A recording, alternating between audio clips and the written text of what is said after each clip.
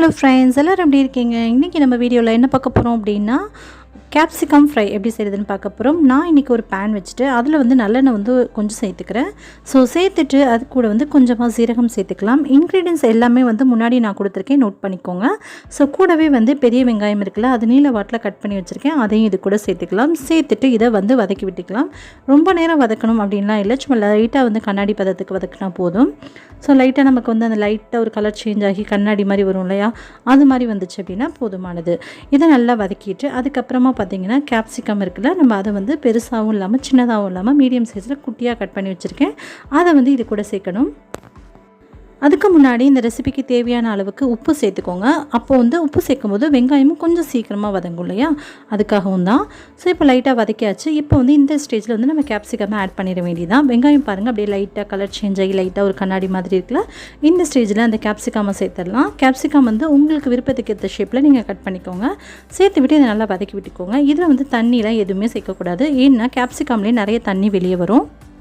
இந்த capsicum fry பார்த்திங்க அப்படின்னா ரசம் சாதம், சாம்பார் சாதம், தயிர் சாதம், ரொம்ப வந்து எக்ஸ்பெஷலி பார்த்திங்க அப்படின்னா இந்த பழைய சாதம்லாம் இருக்குல்ல, தண்ணி ஊற்றி சாப்பிடுவோம்லாம், அதுக்கு ரொம்ப டேஸ்ட்டு சூப்பராக இருக்கும்.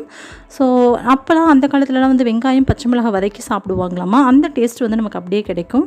நம்ம இப்போல்லாம் பச்சை மிளகாய் சாப்பிட்ற அளவுக்கு யாருக்குமே உடம்புல தெம்பு இல்லை. பச்சையாக வந்து பச்சை மிளகாய் சாப்பிடவும் முடியாது, நம்ம வதக்கிட்டும் சாப்பிட முடியாது. ஆனால் குடமிளகாயில் அந்த டேஸ்ட் இருக்கனால அதே டேஸ்ட் நமக்கு கிடைக்கும். ரொம்ப சூப்பராக இருக்கும்.